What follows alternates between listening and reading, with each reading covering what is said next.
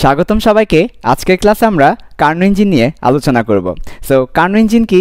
Karnaugh engine হচ্ছে একটা আদর্শ তাপ ইঞ্জিন। আমরা লিখে রেখেছি কার্নো ইঞ্জিন হচ্ছে একটা আইডিয়াল হিট ইঞ্জিন। আচ্ছা, তো প্রথমে আমাকে বুঝতে হবে হিট ইঞ্জিন কি। বিগত ক্লাসে আমরা আলোচনা করেছিলাম যেই যন্ত্র তাপ শক্তিকে কাজে পরিণত করে তাকে হিট ইঞ্জিন বলা হয়। হিট ইঞ্জিন হচ্ছে এমন একটা হিট ডিভাইস যেটা হিট এনার্জিকে মেকানিক্যাল এনার্জিতে কনভার্ট করবে। বাট হিট ইঞ্জিনের একটা সীমাবদ্ধতা রয়েছে। আমরা কখনোই তাপ শক্তিকে 100% কাজে পরিণত করতে পারি না। সবসময় কিছু তাপ পরিবেশে চলে যায়, কিছু তাপ লস হয়, ফলে আমরা কখনোই 100% ওয়ার্ক পাই না। তো পরবর্তীতে এই কনসেপ্ট থেকে কেন আমরা 100% ওয়ার্ক পাবো না, কি করলে আমরা তাপ শক্তিকে 100% কাজে পরিণত করতে পারবো, এই ধরনের একটা চিন্তাধারা থেকে 1824 সালে সাদি কার্নো নামক একজন বিজ্ঞানী এমন একটা ইঞ্জিন ডিজাইন করেছেন, এমন একটা ইঞ্জিন তিনি মডেল হিসেবে দাঁড় করেছেন যেই ইঞ্জিন 100% তাপ শক্তিকে কাজে পরিণত করতে পারে। খুবই অবাক করার মতো এই ঘটনা ঘটেছিল 1824 সালে। 1824 সালের দিকে সাদি কার্নো নামক একজন বিজ্ঞানী তিনি এমন একটা ইঞ্জিন ডিজাইন করেছেন যেই ইঞ্জিন তাপ শক্তিকে 100% মেকানিক্যাল এনার্জিতে তাপ শক্তিকে 100% কাজে পরিণত করতে পারে।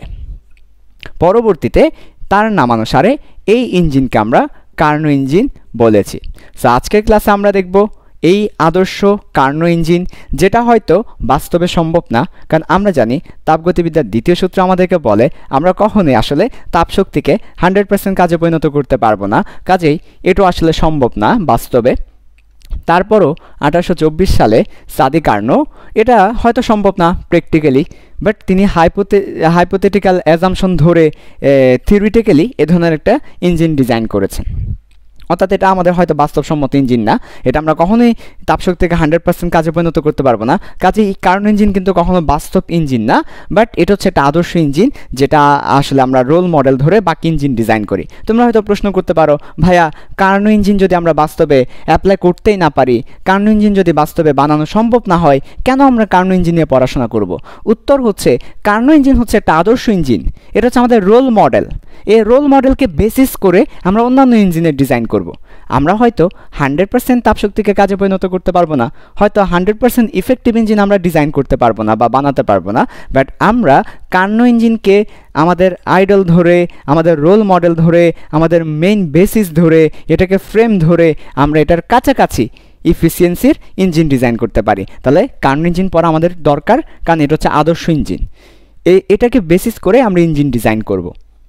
তাই আমাদের কার্নো ইঞ্জিন পড়াশোনা খুবই দরকার। সো আমরা আজকে কার্নো ইঞ্জিন দেখব। কার্নো ইঞ্জিন থেকে আমরা 5টা বিষয় দেখব, আমি লিখে রেখেছি এখানে 5টা টপিক আমরা এখানে দেখব। প্রথম টপিক অলরেডি দেখেছি আমরা, ভূমিকা। এতক্ষণ ধরে যা বলছিলাম কার্নো ইঞ্জিন নিয়ে তা ছিল ভূমিকা। তারপর প্রি বেসিক দেখব।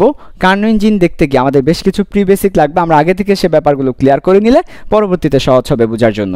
আচ্ছা, এরপর 2 নম্বরে আমরা দেখব needed for Karnaugh engine. Karnaugh ইঞ্জিনের জন্য আমাদের কী কী দরকার হবে ওই সব দরকারি ব্যাপারগুলো আমরা দেখে নিব। তারপরে কার্নো ইঞ্জিনে চলে যাব এবং স্টেপ বাই স্টেপ আমরা কার্নো সাইকেলের স্টেপগুলো দেখব।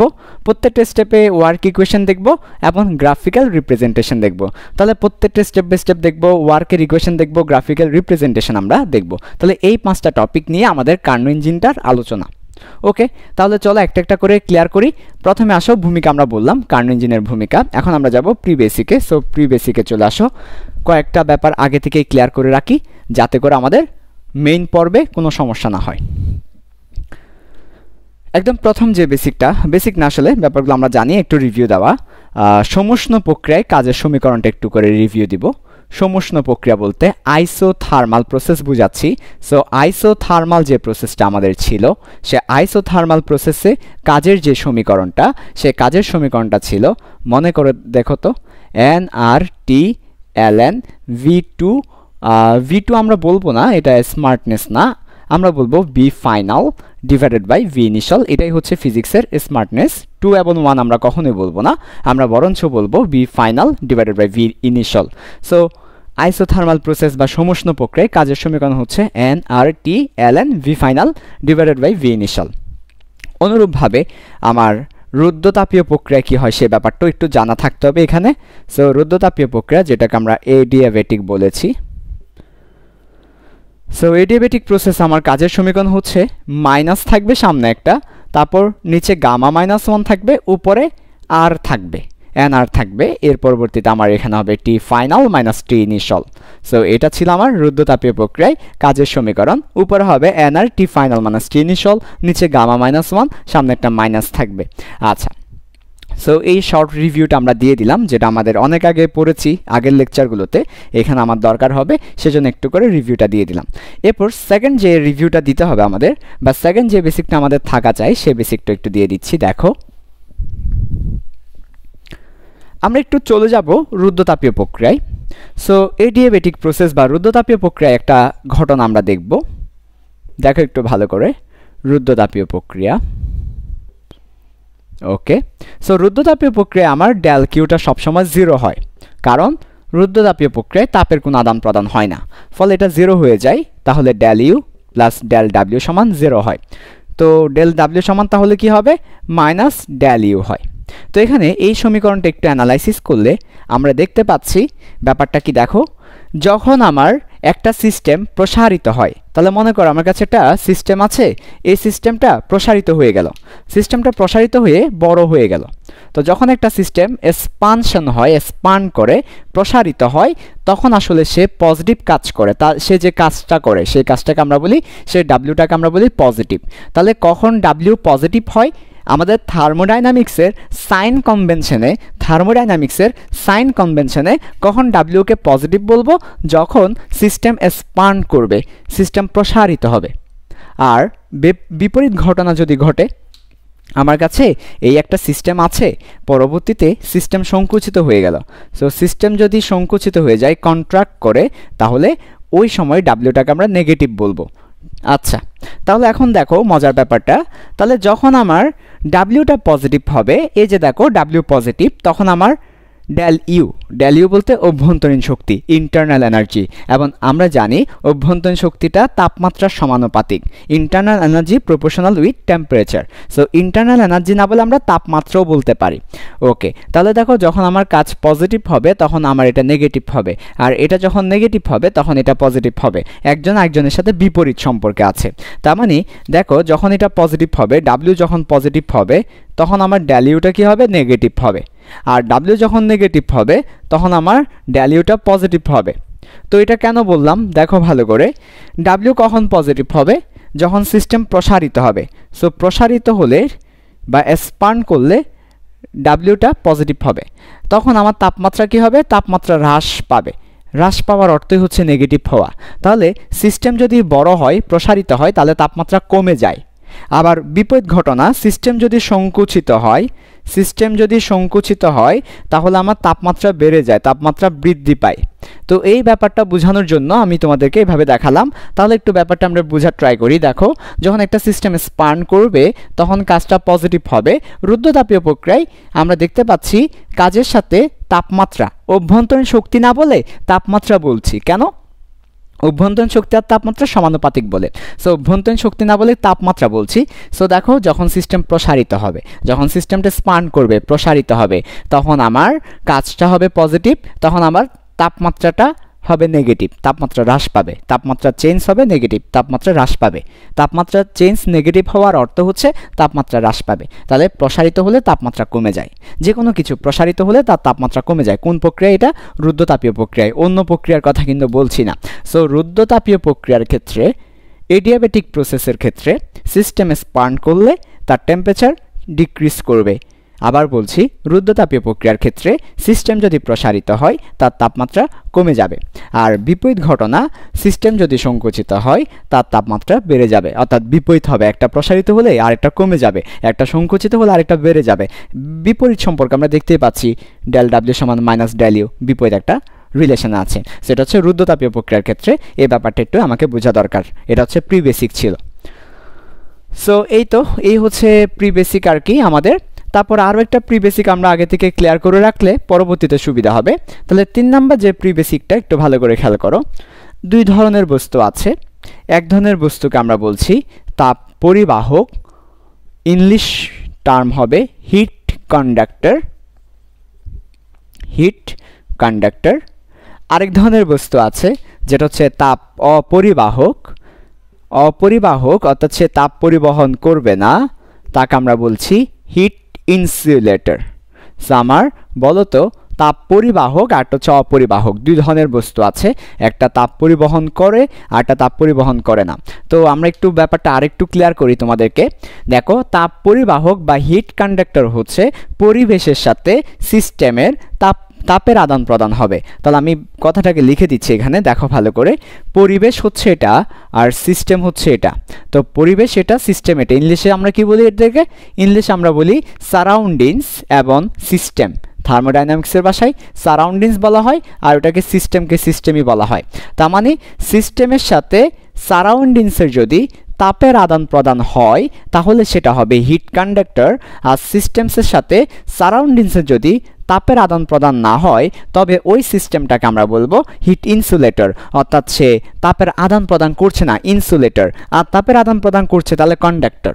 তো আমাদের এই ক্ষেত্রে এই ব্যাপারটাও বোঝা দরকার, কোনটা হিট ইনসুলেটর কোনটা হিট কন্ডাক্টর, এই ব্যাপারটা আমাদেরকে বুঝতে হবে। হিট ইনসুলেটর হলে তাপের আদান প্রদান করবে না, কোনো তাপের আদান প্রদান করবে না, কোনো তাপের আদান প্রদান করবে না যদি তাপ অপরিবাহক হয়, হিট ইনসুলেটর হয়।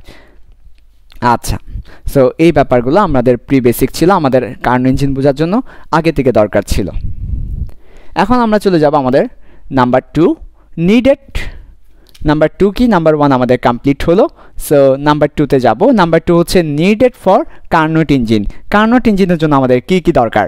আমরা কার্নোট ইঞ্জিন কি করতে চাচ্ছি? ডেভেলপ করতে চাচ্ছি, কার্নোট ইঞ্জিন আমরা বানাতে চাচ্ছি। হ্যাঁ, আমি তো আগে বললাম কার্নো ইঞ্জিন হচ্ছে একটা থিওরিটিক্যাল বা এটাকে আমরা হাইপোথেটিক্যাল বলতে পারি, অর্থাৎ তিনি এটাকে চিন্তা ভাবনা করে নিয়েছেন যে এই ধরনের যদি একটা ইঞ্জিন হতো। আমরা যেমন আমাদের মনের নারীকে কল্পনা করি না, কল্পনার একটা নারীকে আমরা চিন্তা করে নিই সবসময়, কল্পনার একজন মানুষকে আমরা চিন্তা করে নিই যে এরকম যদি একটা মানুষ হইতো, তাই না? সুন্দর সুন্দর দুটো চোখ, সুন্দর হাসি, সুন্দর ঠোঁট, সুন্দর চুল, তাই না? আমরা চিন্তা করি এটা, এটা হচ্ছে আমাদের কল্পনার নারী। হ্যাঁ, এটা হচ্ছে আমাদের কল্পনার কার্নো নারী, এটাকে বলতে পারো তুমি কার্নো প্রেমিক বা কার্নো প্রেমিকা, আমাদের কল্পনার এটা। হ্যাঁ, এটাকে আদর্শ বলতে পারো। এটাকে বেসিস করে আমরা আমাদের ভালোবাসা মানুষকে খুঁজতে থাকি, পরবর্তীতে হয়তো পেয়ে যায়, হয়তো পাই না, তাই না? আমি কোথায় পাবো তাহারে, ঠিক আছে, আমার মনের মানুষ জেরে, এরকম হয় না এই ব্যাপারটা আর কি। তো কার্নো ইঞ্জিনটা হচ্ছে আসলে হয়তো বাস্তবে নাই, কিন্তু এটা হচ্ছে আমাদের একটা আদর্শ মডেল। আমরা চিন্তা করে নিচ্ছি এই ধরনের যদি একটা ইঞ্জিন থাকতো। হ্যাঁ, ওই যে ছোটোবেলা আমরা পড়ছি না, I wish hour child, so এখানেও এরকম আই উইশ এই ধরনের যদি একটা ইঞ্জিন থাকতো। আচ্ছা, যাই হোক, বাই দ্য ওয়ে, সো এখন আমরা দেখব এই ধরনের একটা আদর্শ ইঞ্জিন ডিজাইন করার জন্য আমাদের কি কি দরকার। কার্নোট ইঞ্জিন ডিজাইন করার জন্য আমাদের নিডেড হচ্ছে 4টা। কয়টা? 4টা নিডেড আমাদের কার্নোট ইঞ্জিন ডিজাইন করার জন্য। সো আমরা একটু করে অ্যানিমেশনের মাধ্যমে ব্যাপারগুলো তোমাদেরকে বুঝাবো। দেখো, একদম ফার্স্ট অফ অল এটা হচ্ছে একটা হিট স্ট্যান্ড। হিট স্ট্যান্ড সাদা কালার যেটা দেখতে পাচ্ছ, হিট স্ট্যান্ড। হিট স্ট্যান্ডটা হচ্ছে কেমন? হিট স্ট্যান্ডটা কোনো হিট পরিবহন করবে না, এটা হচ্ছে একটা তাপ অপরিবাহক, হিট ইনসুলেটর। তার মানে সাদা কালারের পুরো যে স্ট্যান্ডটা দেখতে পাচ্ছ, পুরো স্ট্যান্ডটা হচ্ছে একটা হিট ইনসুলেটর।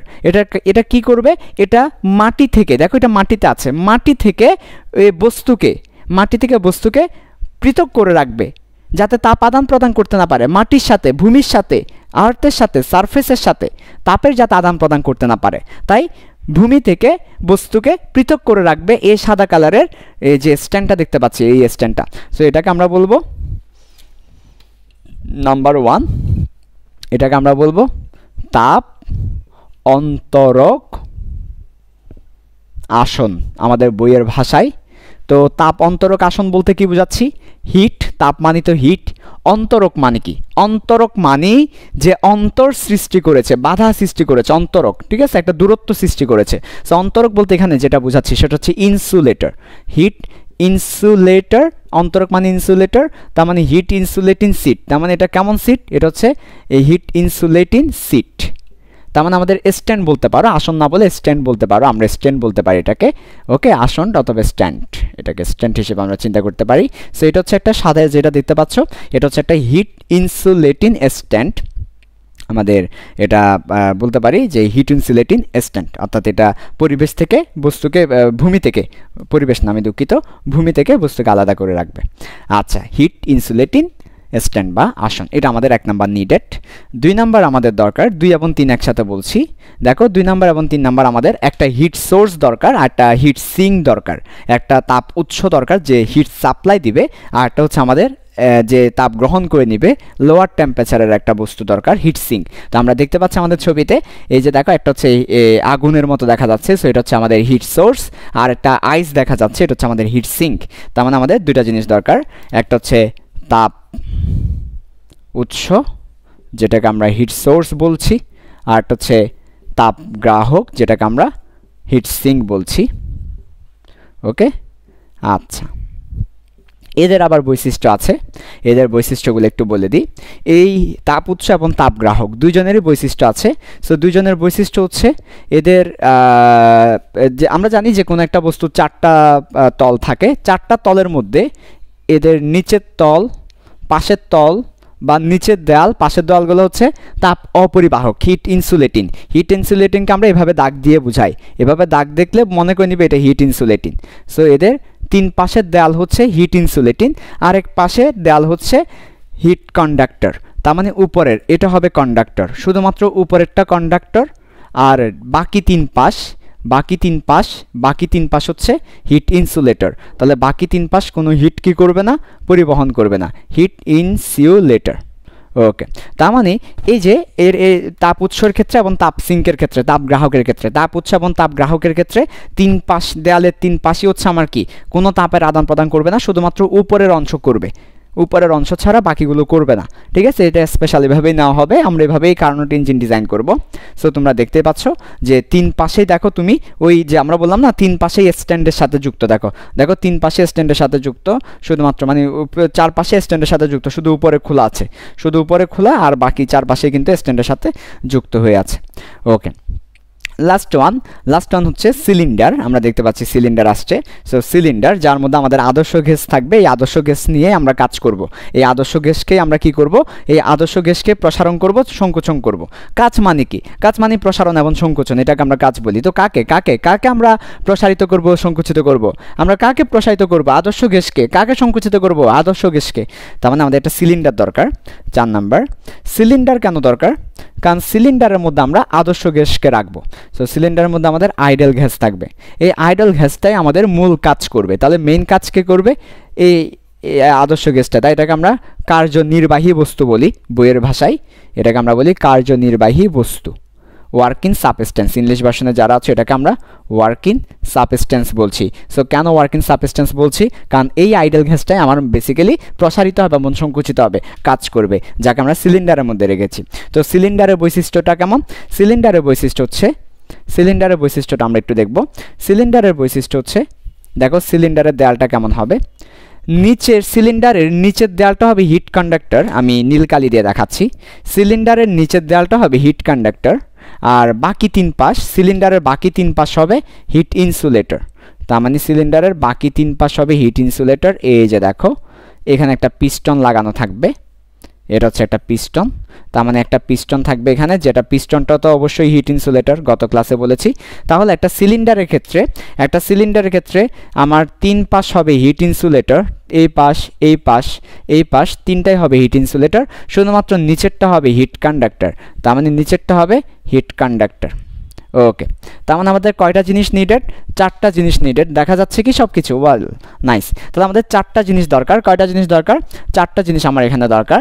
কি কি বলো তো? প্রথম হচ্ছে একটা তাপ অন্তরক বা অপরিবাহী ইনসুলেটর, একটা স্ট্যান্ড দরকার, যেটা ভূমি থেকে আমাকে আমার সিলিন্ডারকে, দেখো ভূমি থেকে সিলিন্ডারকে পৃথক করে রাখবে।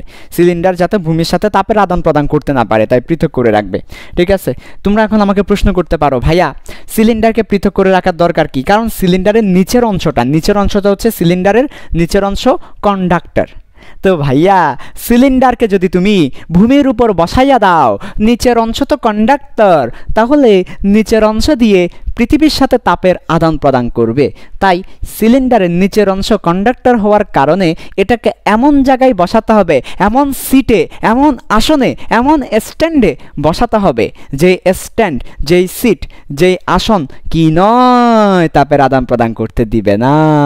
তাই আমরা কি স্ট্যান্ডে বসাবো, কেমন সিটে বসাবো? ইনসুলেটরের সিটে বসাবো, যাতে সিলিন্ডারের নিচের অংশ যে খালি আদান প্রদান করতে না পারে। তাহলে আমাদের একটা তাপ অন্তরক আসন বা স্ট্যান্ড লাগবে, যাতে সিলিন্ডারটা বসাতে পারি এবং তাপের আদান প্রদান না করে। তাহলে তাপ অন্তরক আসন, এটা সম্পূর্ণ ইনসুলেটর। এটাতে কাকে বসাবো? সিলিন্ডারকে বসাবো। সিলিন্ডার বসাবো, সিলিন্ডার বসাবো। এরপর কি লাগবে? তাপ উৎস এবং তাপ গ্রাহক লাগবে দুইটা, তারপর সিলিন্ডার লাগবে। ওকে, সো এই ব্যাপারটাই আমরা তোমাদেরকে দেখিয়েছি। এই চারটা জিনিস হলেই আমার মোটামুটি কার্নোট ইঞ্জিন হয়ে যাবে। সো কার্নোট ইঞ্জিনের জন্য আমার কয়টা জিনিস দরকার? চারটা। একটা হচ্ছে তাপ অন্তরক আসন, এরপর তাপ উৎস, তারপর তাপ গ্রাহক, তারপর সিলিন্ডার। ওকে, চারটা জিনিস আমার দরকার। সো আমাদের বইয়ে দেখবে এরকম চারটা জিনিস আঁকা হয়েছে বইয়ে। এটা হচ্ছে তাপ অন্তরক আসন, এই যে হিট ইনসুলেটিং আসন। তারপর এখানে দেওয়া হয়েছে তাপ উৎসকে, উপরের অংশটা খালি। এখানে রাখা হয়েছে তাপ গ্রাহককে, আর উপরে রাখা হয়েছে সিলিন্ডারকে।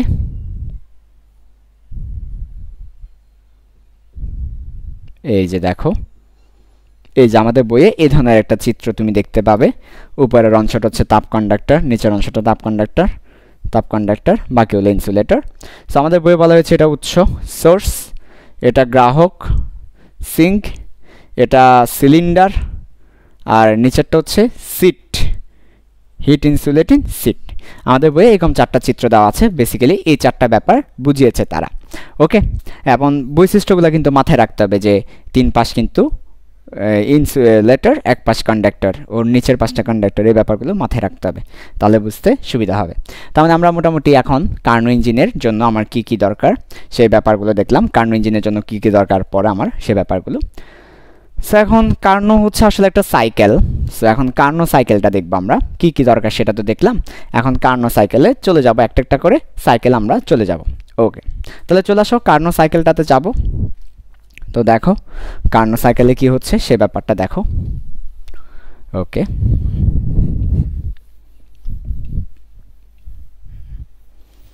সাইকেল কেন বলছি, কাকে সাইকেল বলে? আচ্ছা, ভালো কথা, সাইকেল কেন বলছি? এখন তো আমরা কার্নো সাইকেল দেখব। সাইকেল কেন বলছি? তাহলে সাইকেলের বেসিকটা আমাদের থাকা দরকার। সাইকেলের বেসিকটা কি? এ থেকে বিতে যাওয়া, একটা অবস্থা থেকে আরেকটা অবস্থায় যাওয়া, একটা স্টেট থেকে আরেকটা স্টেটে যাওয়া, এটাকে আমরা বলি প্রসেস। আবার বি থেকে সিতে যাওয়া, অ্যানাদার প্রসেস। এবং সি থেকে যখন সে আবার এতে ফিরে আসবে, একই যেখান থেকে শুরু সেখানে যদি ফিরে আসে, ইনিশিয়াল স্টেট এবং ফাইনাল স্টেট যদি সেম হয়, তখন সেটাকে আমরা বলি সাইকেল। তাহলে সাইকেলের শর্ত কি? সাইকেলের শর্ত হচ্ছে ইনিশিয়াল অ্যান্ড ফাইনাল স্টেট যদি সেম হয়, একই হয়, তাহলে সেটাকে আমরা সাইকেল বলে থাকি। ইনিশিয়াল অ্যান্ড ফাইনাল স্টেট যদি সেম হয়, তাহলে তাকে আমরা সাইকেল বলে থাকি। রাইট? ওকে, তা আবার বলছি, ইনিশিয়াল এবং ফাইনাল স্টেট যদি সেম হয়, তাকে আমরা সাইকেল বলে থাকি। Okay, nice. Now let's come on. তাহলে এখন আমরা কার্নো সাইকেলটা দেখব। তার মানে কার্নো নিশ্চয়ই কার্নো সাইকেলে আবার ইনিশিয়াল স্টেটে ফিরে আসবে, এরকম কিছু আভাস পাচ্ছি। সো একটা একটা করে দেখব কার্নো ইঞ্জিনের কয়টা সাইকেল হতে পারে। ফার্স্ট অফ অল আসো সাইকেল 1 অথবা স্টেপ 1, স্টেপ 1 বা পর্যায় 1, প্রথম পর্যায়ে স্টেপ 1। তো প্রথম স্টেপে কি হচ্ছে দেখো, স্টেপ 1-এ আমরা প্রত্যেকটা স্টেপের জন্য ওয়ার্কের ইকুয়েশন দেখব, গ্রাফিক্যাল রিপ্রেজেন্টেশনটা দেখব। তাহলে স্টেপ 1-এ কি হচ্ছে সেটা দেখব, ওয়ার্কের ইকুয়েশন দেখব, গ্রাফিক্যাল রিপ্রেজেন্টেশন দেখব। তাহলে চলো একটা একটা করে শুরু করি। ওকে, আচ্ছা, তাহলে একটা একটা করে যদি আমরা শুরু করি, একদম প্রথমে আসো। আমরা যেটা করব, আমরা তো তোমাদেরকে দেখালাম, একদম প্রথমে আমি এখানে মূল বিষয়টা দেখাবো। এখানে একটা সিলিন্ডার থাকবে, আগে বলে দিয়েছি সিলিন্ডার থাকবে, যেটা হচ্ছে ইনসুলেটর। এই সিলিন্ডারের নিচে হচ্ছে কন্ডাক্টর। তারপরে এখানে তিনটা একসাথে থাকবে, একটা হচ্ছে সোর্স, একটা হচ্ছে আসন, আরটা হচ্ছে সিঙ্ক।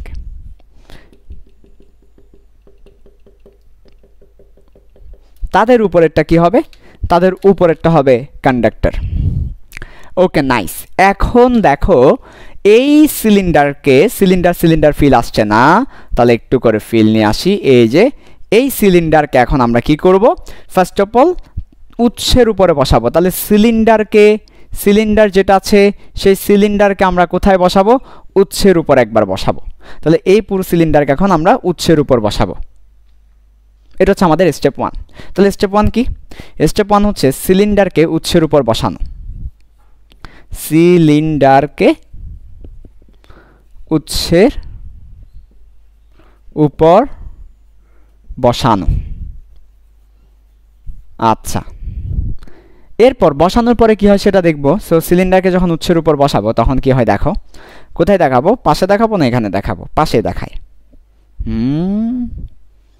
পাশে দেখাবো না নিচে দেখাবো? পাশে দেখাচ্ছি। সিলিন্ডারকে উৎসের উপর বসানোর পরে কি হবে দেখো।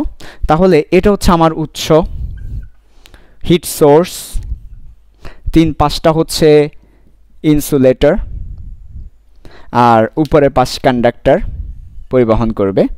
অবশ্য পুরোটা দেওয়া যাবে না আসলে, দুঃখিত, আবার ড্র করছি। সো এটা হচ্ছে হিট সোর্স,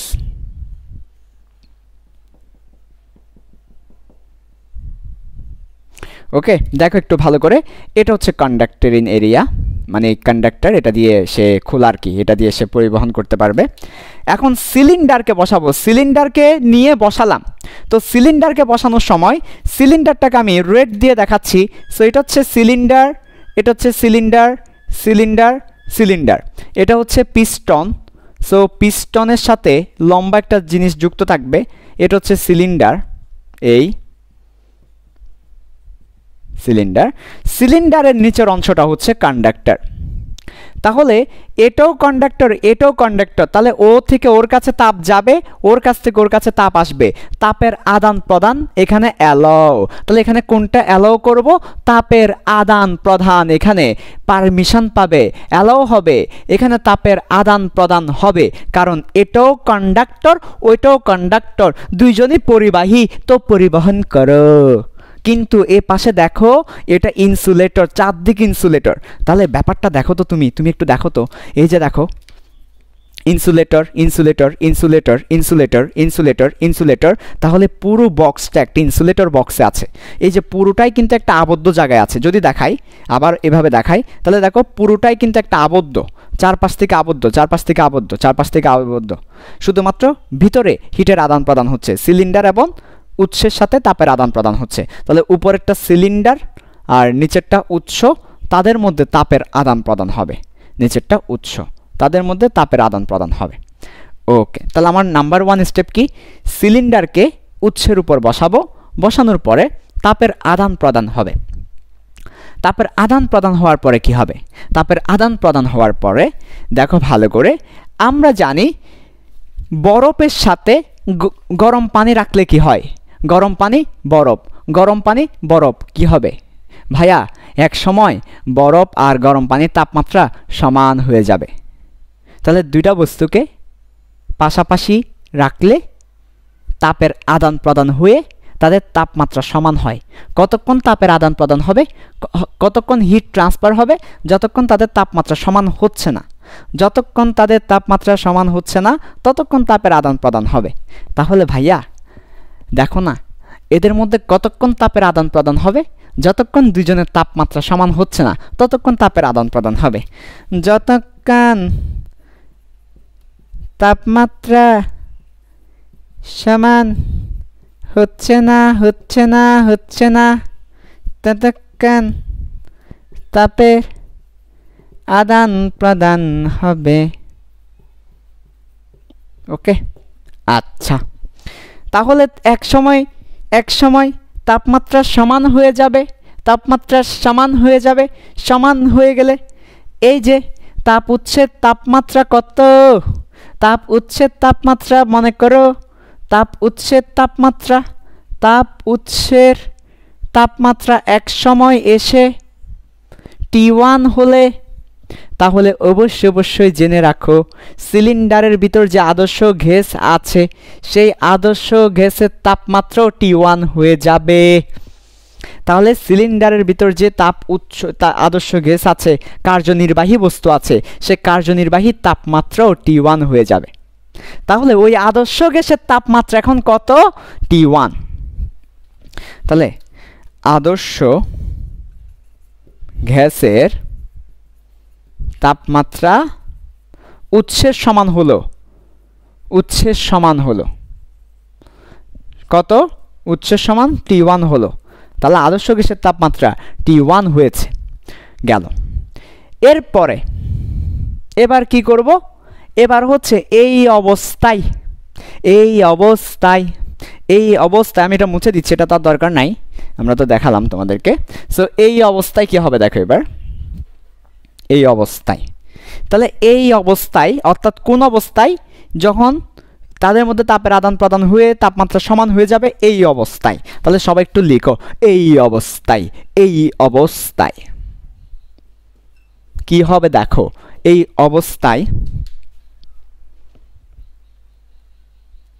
অবস্থায় পিস্টনকে উপরে তুলব, দাও টান, পিস্টনকে উপরে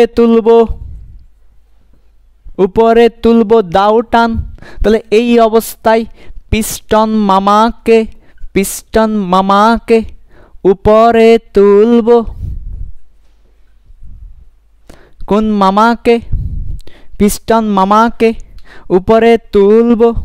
তারপর কি হবে? পিস্টন মামাকে যখন উপরে তুলব তখন দেখো না, তখন হচ্ছে আদর্শ গ্যাসের আয়তনটা বড় হয়ে যাবে। পিস্টন যদি উপরে উঠে আসে তাহলে আয়তন বেড়ে যাবে। পিস্টন এখানে আছে, একটু পর পিস্টন মামা এখানে চলে এসেছে, তো এই পুরো আয়তন বেড়েছে। তাহলে পিস্টনকে উপরে তুললে আয়তন বৃদ্ধি পায়, ভলিউম এক্সপানশন হবে। তাহলে পিস্টন মামাকে উপরে তুলব, এতে ওই যে কার্যনির্বাহী বস্তু আদর্শ গ্যাস যাকে বলছি ওয়ার্কিং সাবস্টেন্স, আদর্শ গ্যাসের অথবা কার্যনির্বাহী বস্তুর কি হবে? আয়তন প্রসারিত হবে। আচ্ছা, তো আমরা এই কাজটা করব, দুইটার তাপমাত্রাই তো সেম।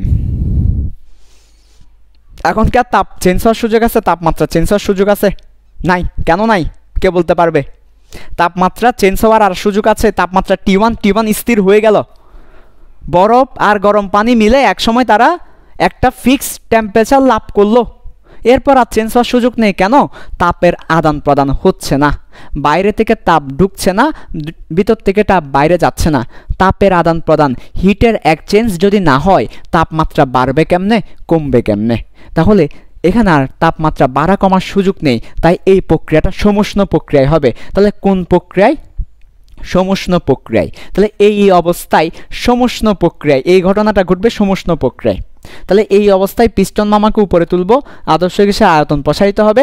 কোন প্রক্রিয়ায়? প্রশ্ন করলাম। আয়তন যে প্রসারণ হবে কোন প্রক্রিয়ায়? দেখতেই পাচ্ছ তাপমাত্রা দুইটা সেম, এবং তাপমাত্রা চেঞ্জ হওয়ার সুযোগ নেই। তার মানে তাপমাত্রা চেঞ্জ হওয়ার সুযোগ নেই। তাহলে কোন প্রক্রিয়ায়? উত্তর হচ্ছে সমুষ্ণ প্রক্রিয়ায়, উত্তর হচ্ছে আইসোথার্মাল প্রসেসে, কারণ তাপমাত্রা চেঞ্জ হওয়ার সুযোগ নেই, আইসোথার্মাল প্রসেসে হচ্ছে। তা আইসোথার্মাল প্রসেসে আমরা জানি পিভি সমান ধ্রুবক, পরবর্তীতে পি সমানুপাতিক 1/v। তাহলে আয়তন যদি প্রসারিত হয়, ভি যদি বাড়ে, পি কি হবে? কমবে। আয়তন বাড়লে চাপ কমবে, ব্যস্তানুপাতিক বলে। তাহলে আমরা লিখব চাপের কি হালত হবে? চাপ কমবে। আয়তন বাড়বে, চাপ কমবে। তাহলে কয়টা কথা বললাম দেখো তো। যখন তাপমাত্রা সমান হয়ে যাবে এরপর তাপমাত্রা চেঞ্জ হওয়ার সুযোগ নেই। কেন নেই? কারণ ইনসুলেটর, তাপের আদান প্রদান হচ্ছে না, তাহলে তাপের আদান প্রদান যদি বাইরে থেকে না হয়, পরিবেশের সাথে ভিতরের তাপের আদান প্রদান যদি না হয়, এই তাপমাত্রা চেঞ্জ করার সাধ্য কার আছে? তাহলে তাপমাত্রা চেঞ্জ হবে না। তাপমাত্রা চেঞ্জ না হলে সমুষ্ণ প্রক্রিয়ায় পিস্টনকে উপরে তুলব, আয়তন প্রসারিত হবে।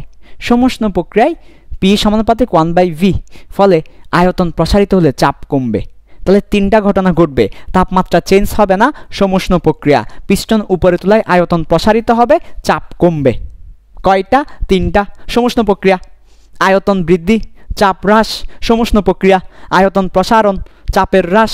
সমুষ্ণ প্রক্রিয়া, আয়তন প্রসারণ, চাপের হ্রাস। Isothermal process, volume expansion, pressure decrease. Okay, তাহলে এই হচ্ছে আমাদের স্টেপ 1। এটা হচ্ছে স্টেপ 1টা। আমি কি তোমাদেরকে স্টেপ 1টা বুঝাতে পেরেছি? এটা হচ্ছে স্টেপ 1। আমরা একটু প্রথম থেকে দেখব, তারপর একটু অ্যানিমেশনে দেখব, তারপর নেক্সট স্টেপে আরও দুটা কাছাছুটা করে নেক্সট স্টেপে যাব। তাহলে প্রথম থেকে একবার রিভিউ দিচ্ছি। দেখো, প্রথমে এই অবস্থায় আছে, এখন স্টেপ 1 শুরু করি নাই। স্টেপ 1 শুরু করার আগে এই অবস্থায় আছে একটা সিলিন্ডার, উৎস, সিট, গ্রাহক। সিলিন্ডারকে উৎসের উপর বসাবো, তাহলে সিলিন্ডারকে উৎসের উপর বসালাম, সোর্সের উপর সিলিন্ডারকে বসাবো। আমরা জানি সিলিন্ডারের 3 পাশ হচ্ছে ভেরিয়ার, এক পাশে হিট কন্ডাক্টর। সিলিন্ডারের নিচের পাশে হিট কন্ডাক্টর আর উৎসের উপরের পাশে হিট কন্ডাক্টর বসাই দিলাম। খাপে খাপ, খাপে খাপ, খাপে খাপ। সিলিন্ডারের নিচ উৎসের উপরে, সিলিন্ডারের নিচে উৎসের উপরে, খাপে খাপ, দুইটাই কন্ডাক্টর, ফলে তাদের মধ্যে তাপের আদান প্রদান হবে। এক সময় তাপের আদান প্রদান হতে হতে তাপমাত্রা সমান হবে, এরপর আর তাপের আদান প্রদান হবে না। তাহলে আমরা বলছি সিলিন্ডারকে উৎসের উপর বসাবো, যতক্ষণ তাপমাত্রা সমান হচ্ছে না ততক্ষণ তাপের আদান প্রদান হবে। আদর্শ গ্যাসের তাপমাত্রা উৎসের তাপমাত্রার সমান হবে। তাহলে কি বলছি? বলছি আমি সিলিন্ডারকে উৎসের উপর বসালাম, যতক্ষণ টেম্পারেচার সমান হবে না ততক্ষণ হিট এক্সচেঞ্জ হবে, যতক্ষণ তাপমাত্রা সমান হবে না ততক্ষণ তাপের আদান প্রদান হবে। এক সময় গিয়ে উৎসের তাপমাত্রা সমান হবে সিলিন্ডারের ভিতর যে আদর্শ গ্যাস আছে সে আদর্শ গ্যাসের তাপমাত্রা সিলিন্ডারের তাপমাত্রার সমান হয়ে যাবে। এরপরে পিস্টনকে উপরে তুলব সমুষ্ণ প্রক্রিয়ায়, তাপমাত্রা তার চেঞ্জ হবে না।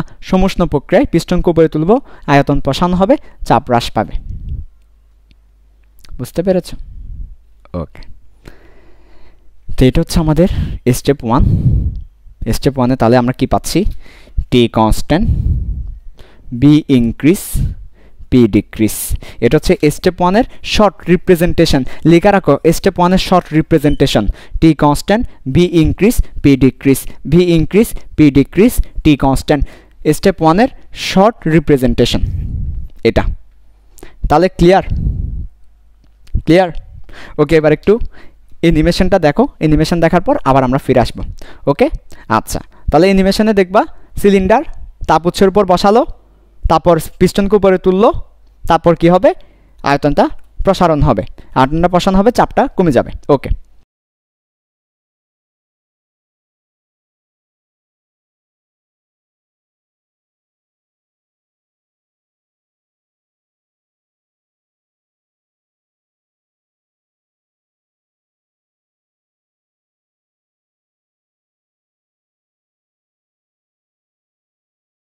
ওকে, অ্যানিমেশন দেখা শেষ হলো, আশা করি বুঝতে পেরেছো। সো এখন আবার আসো, আমরা এখন তিনটা ব্যাপার দেখব। একটা হচ্ছে গ্রাফিক্যাল রিপ্রেজেন্টেশন, আর একটা হচ্ছে কাজের সমীকরণ, আর একটা হচ্ছে শর্ট রিপ্রেজেন্টেশন। তাহলে শর্ট রিপ্রেজেন্টেশনটা দেখো। শর্ট রিপ্রেজেন্টেশন হচ্ছে টি কনস্ট্যান্ট থাকবে। সো টি কনস্ট্যান্ট থাকলে কাজের সমীকরণ, টি কনস্ট্যান্ট মানে কি? ওয়ার্ক ইকুয়েশন কি হবে? দেখো, টি কনস্ট্যান্ট মানে সমুষ্ণ প্রক্রিয়া। তাহলে সমুষ্ণ প্রক্রিয়া কিংবা আইসোথার্মাল প্রসেসে কাজের সমীকরণটা প্রিবেসিক আমি বলেছি এই কারণে। সো সমুষ্ণ প্রক্রিয়া কাজের সমীকরণ ছিল কি? NR T ln V final divided by V initial. Okay, এরপর শর্ট রিপ্রেজেন্টেশন আমরা দেখেছি বি ইনক্রিজ করবে। তো বি ইনক্রিজ করবে এ কথার অর্থ হচ্ছে বি1 ছিল, পরবর্তীতে সে ভি2 হবে, এবং কে বড় হবে? ভি1 হচ্ছে ভি2 বড় হবে। এরপর পি কি করবে? প্রেশার ডিক্রিজ করবে। এ কথার অর্থ হচ্ছে পি1 ছিল, পি2 হবে, পি1 বড়, পি2 ছোট। এবার গ্রাফিক্যাল রিপ্রেজেন্টেশন আসো, গ্রাফিক্যাল রিপ্রেজেন্টেশন দেখব। সো গ্রাফিক্যাল রিপ্রেজেন্টেশন দেখো সবাই, এই সো এই পাশে ভলিউমকে রাখবো, এ পাশে প্রেসারকে রাখবো, প্রেসারকে রেখেছি। So P R V. এখন আমাকে একটা কথা বলো, এটাকে মনে করো বললাম V1, তাহলে V1 এখন V1 V2 হলো, তো আয়তন বৃদ্ধি পেয়েছে, তো এই অক্ষে আয়তনকে স্থাপন করেছি, ভলিউমকে এই অক্ষে স্থাপন করেছি, তাহলে V1 থেকে যদি প্রসারিত হয় তাহলে ওই দিকে যাবে, কারণ এটা হচ্ছে আমার VA, যেখান থেকে এটা হচ্ছে V1, তাহলে V2 এটার চেয়ে বড় হবে না, তো V2 এটার চেয়ে বড় হলো, V1 এর চেয়ে V2 বড় হবে, তাহলে এই দিকে যাবে, তাহলে V2 কোথায় পাবো? V2 পাবো মনে করো এই জায়গায়। ওকে, আবার প্রেসারের ক্ষেত্রে কি হবে? প্রেসার ডিক্রিজ করেছে, তাহলে এটা মনে করো P1 আর এটা হবে P2, স্বাভাবিকভাবে এটা V2 হলে এটা P2 হবে আর এটা P1 হবে, স্বাভাবিকভাবে, বুঝতে পেরেছো? তাহলে এটা হবে P1। তাহলে দেখো প্রেসার ডিক্রিজ করেছে, তাহলে P1টা সবার উপরে থাকবে, বেশি উপরে থাকবে, আর P2টা নিচে থাকবে, এই যে এটা হবে P1, তো P1 এর চেয়ে P2 নিচে থাকবে, তাহলে এটা হচ্ছে P2।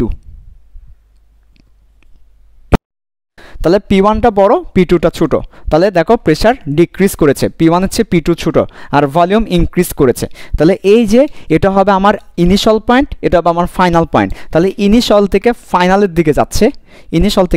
দিকে যাচ্ছে, এবং এটা হবে সমুষ্ণ প্রক্রিয়া, আইসোথার্মাল প্রসেস। তা আইসোথার্মাল প্রসেস হলে আইসোথার্মাল প্রসেসে P ভার্সেস B এর গ্রাফকে আমরা বলি সমুষ্ণ রেখা। আগের একটা ক্লাসে তোমাদেরকে বুঝিয়েছিলাম সমুষ্ণ রেখা, আইসোথার্মাল লাইন কি। P ভার্সেস B এর গ্রাফে যে লাইন পাবো সেটা হচ্ছে সমুষ্ণ রেখা, সমুষ্ণ প্রক্রিয়ায়। তাহলে যেটা আমার এখানে T, এই ক্ষেত্র T1, এই ক্ষেত্র T1, T কিন্তু চেঞ্জ হয় নাই, T সেম, এই ক্ষেত্র T1, এই ক্ষেত্র T1, তাহলে এটা হবে এই ধরনের একটা রেখা, বাঁকা একটা রেখা অথবা ব্যস্তানুপাতিকের একটা রেখা, সমুষ্ণ রেখা, এই যে সমুষ্ণ রেখা আমরা পাবো। তাহলে এই গ্রাফটা হচ্ছে আমার কিসের গ্রাফ? কার্নো ইঞ্জিনের 1 নম্বর স্টেপের গ্রাফ। কার্নো ইঞ্জিনের 1 নম্বর স্টেপের গ্রাফ হচ্ছে এটা। তো একটু নাম দিব, এটাকে দিলাম A বিন্দু, এটাকে দিলাম B বিন্দু, এটাকে দিলাম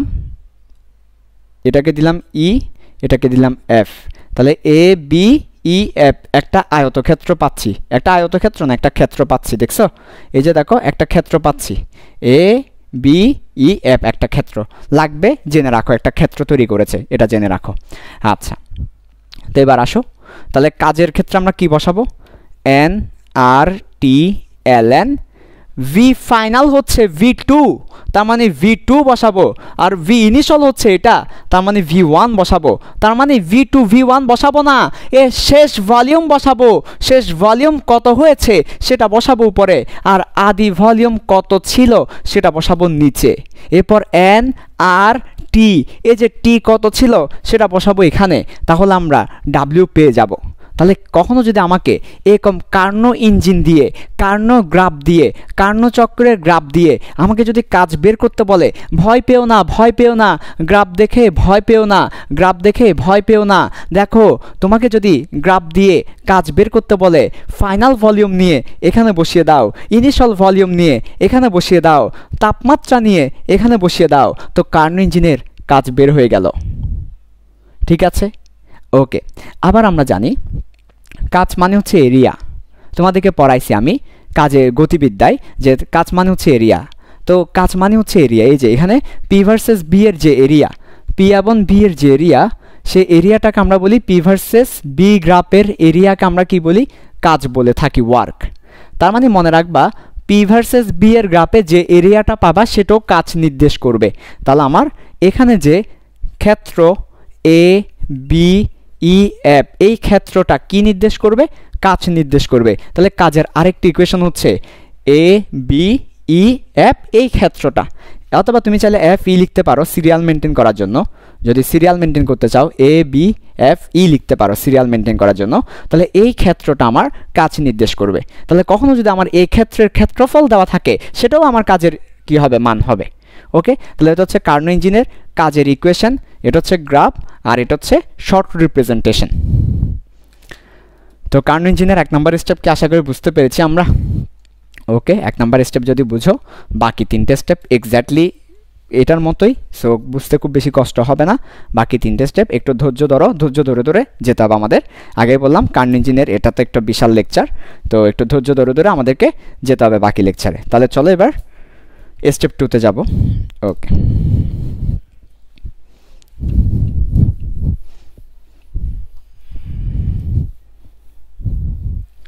তাহলে আসো এবার স্টেপ 2তে।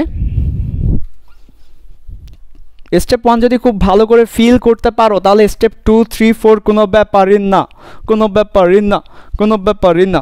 সো আসো স্টেপ 2 দেখবো এখন, ভালো করে দেখো স্টেপ 2, স্টেপ 2 ভালো করে দেখো। আবার সেই আগের মতো, আবার সেই আগের মতো দেখো ভালো করে। আমার তাপ উৎসের উপর কি ছিল? তাপ উৎসের উপর সিলিন্ডার ছিল। তাহলে সিলিন্ডার কোথার উপরে? সিলিন্ডার হচ্ছে তাপ উৎসের উপরে, তাপ উৎসের উপরে, এই যে তাপ উৎসের উপরে সিলিন্ডার। তাহলে তাপ উৎসের উপর সিলিন্ডার ছিল।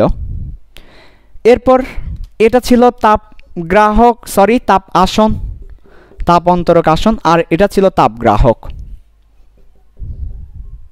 ওকে, আচ্ছা, তাহলে এটা ছিল আমার আগের অবস্থা, স্টেপ 1-এর অবস্থা। এবার কি করব দেখো, স্টেপ 2তে সিলিন্ডারকে তাপ অন্তরক আসনের উপর বসাবো, সিলিন্ডারকে তাপ অন্তরক আসনের উপর বসাবো। তাহলে কি হবে বলো না? সিলিন্ডারকে তাপ অন্তরক আসনে, হিট ইনসুলেটিং স্ট্যান্ডে বসাবো। ওকে, তাহলে ওকে যদি তাপ অন্তরক আসনে বসাই তাহলে কি হচ্ছে? তাপ অন্তরক আসন আসে আমার কাছে, এই যে দেখো তাপ অন্তরক আসন এটা। তারপর সিলিন্ডারকে বসাবো, সো সিলিন্ডার, সিলিন্ডার এই যে, এরপরে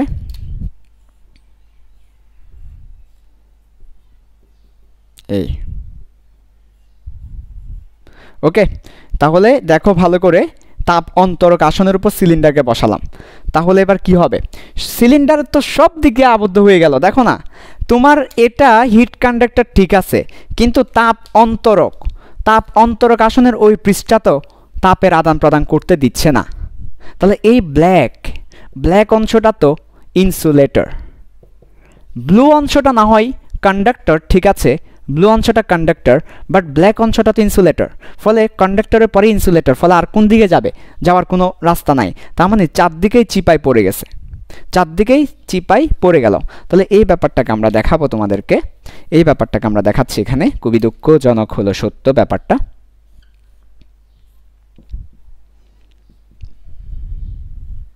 চিপাই পড়ে গেল সিলিন্ডার। যদিও সিলিন্ডারের নিচে কি, সিলিন্ডারের নিচে যদিও কন্ডাক্টর, কিন্তু যার উপর বসিয়েছি সে তো একেবারে ইনসুলেটর একটা, সে তো পুরোটাই ইনসুলেটর, তার তো পুরোটাই ইনসুলেটর, হিট তো আদান প্রদানের কোনো সুযোগ নেই। ফলে আসলে এটাও ইনসুলেটর, এটাও ইনসুলেটর, এটাও ইনসুলেটর, এটাও ইনসুলেটর, তাপের কোনো আদান প্রদান হবে না। তাহলে চারোদিকে তাপ অন্তরক থাকার কারণে তাপের নো আদান প্রদান, চারদিকে অন্ধকার, তাপ অন্তরক থাকায় তাপের আদান প্রদান হবে না, হবে না, হবে না। তাহলে তাপের আদান প্রদান কিন্তু হবে না চারদিকে তাপ অন্তরক থাকার কারণে। তাহলে কি হবে এবার? চারদিকে তাপ অন্তরক থাকার কারণে তাপের আদান প্রদান হবে না। আচ্ছা, তাহলে তাপের আদান প্রদান না হলে এটা রুদ্ধতাপীয়। এবার সিলিন্ডারকে আরো উপরে উঠাবো, এই পিস্টনকে, সরি সিলিন্ডার না, পিস্টনকে আরো আরো আরো উপরে উঠাবো, আরো উপরে উঠাবো। তাহলে পিস্টনকে আরো উপরে উঠালে আরো প্রসারণ হবে। তাহলে দেখো লিখে দিলাম, এবার এই অবস্থায় পিস্টনকে উপরে তুলব, তাহলে আয়তন বৃদ্ধি পাবে। কোন প্রক্রিয়ায়?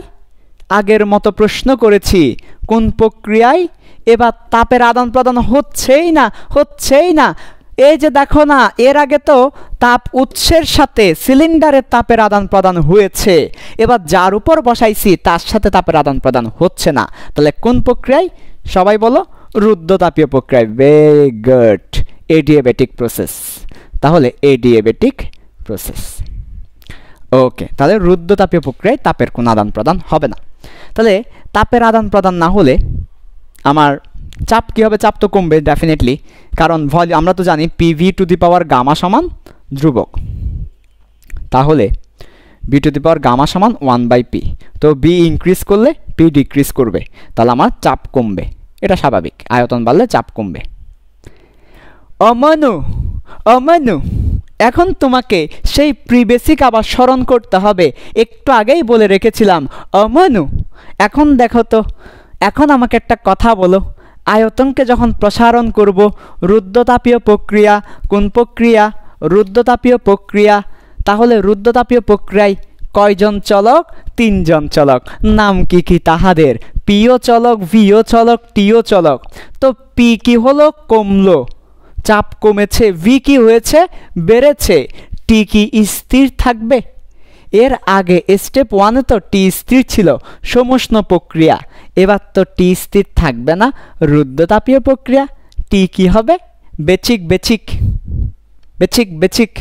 টি কি হবে এই টি কি হবে সেটা আমরা বলবো প্রিবেসিক থেকে রুদ্ধতাপীয় প্রক্রিয়ায় প্রসারণ ঘটলে এই যে দেখো আয়তন প্রসারণ ঘটলে তাপমাত্রা কমে যাবে রুদ্ধতাপীয় প্রক্রিয়ায় কাজের সাথে অভ্যন্তরীণ শক্তি কি সম্পর্ক মাইনাস সম্পর্ক তাহলে কাজ বাড়লে অভ্যন্তরীণ শক্তি কমে যাবে তাহলে আয়তন বৃদ্ধি পেলে তাপমাত্রা কমে যাবে প্রিবেসিকে বলেছি এই যে রুদ্ধতাপীয় প্রক্রিয়ায় আয়তন বৃদ্ধি পেলে তাপমাত্রা ডিক্রিজ করবে দেখেছো কাজে লেগেছে তাহলে বসিয়ে দাও তাপমাত্রা ডিক্রিজ করবে তাপমাত্রা হ্রাস পাবে ওকে তাপমাত্রা হ্রাস পাবে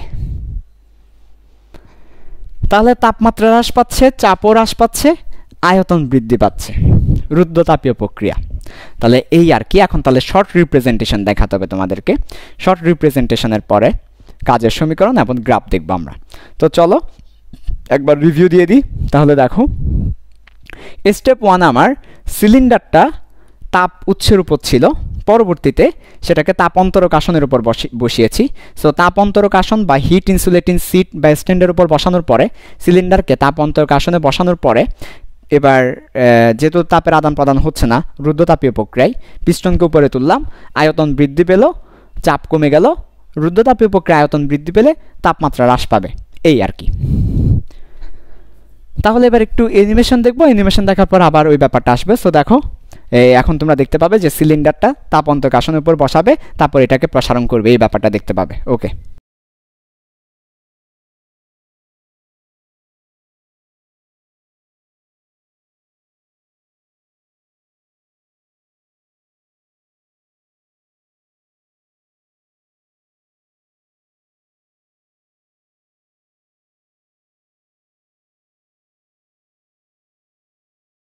ওকে অ্যানিমেশন আমরা দেখলাম ব্যাপারটা সো এবার আমরা দেখব শর্ট রিপ্রেজেন্টেশন সো শর্ট রিপ্রেজেন্টেশনটা দেখো তারপর আমরা দেখব ওয়ার্ক ইকুয়েশন তারপর ওয়ার্ক ইকুয়েশনের পর আমরা দেখব গ্রাফিক্যাল রিপ্রেজেন্টেশন ওকে গ্রাফিক্যাল ফিলিংস সো দেখো শর্ট রিপ্রেজেন্টেশন আমরা দেখব প্রথমত আমাদের তাপমাত্রা কি হবে কমে যাবে ডিক্রিজ করবে সো T1 ছিল আগে এখন T2 হবে এরপর ভলিউম কি করবে ভলিউম ইনক্রিজ করবে সো V1 ভলিউম ইনক্রিজ করবে তাহলে V2 ছিল এখন V3 হয়ে যাবে আগের স্টেপে V2 ছিল এখন আরও বাড়বে V3 হয়ে যাবে আর প্রেসার কি করবে ডিক্রিজ করবে আগে P2 ছিল এখন প্রেসার P3 হবে তাহলে P2 বেশি P3 কম V2 কম V3 বেশি তাহলে এবার আসো ওয়ার্কের ইকুয়েশন তো রুদ্ধতাপীয় প্রক্রিয়ায় কাজের সমীকরণ প্রিবেসিক আমরা দেখেছি মাইনাস গামা মাইনাস 1 উপরে আর অথবা এনআর টি ফাইনাল মাইনাস টি ইনিশিয়াল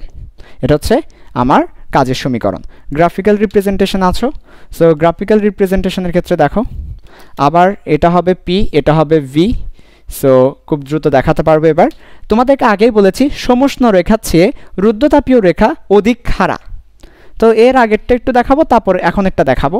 এর আগেরটা ছিল এটা P1 V1, আমি দুঃখিত, একটু বড় করে দেখালে আশা করি বুঝতে সুবিধা হবে, তাই একটু বড় করে দেখাই, কেমন? তোমরা একটু সময় নাও, বড় করে দেখাচ্ছি বুঝতে যাতে সুবিধা হয়। তাহলে এটা V আর এটা P।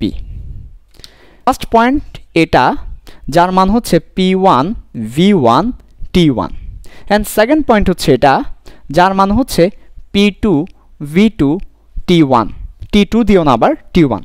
এবং এই গ্রাফটা দেখতে এমন হবে। অতঃপর কবি আসলেন মঞ্চে, V1 V2 P1 P2।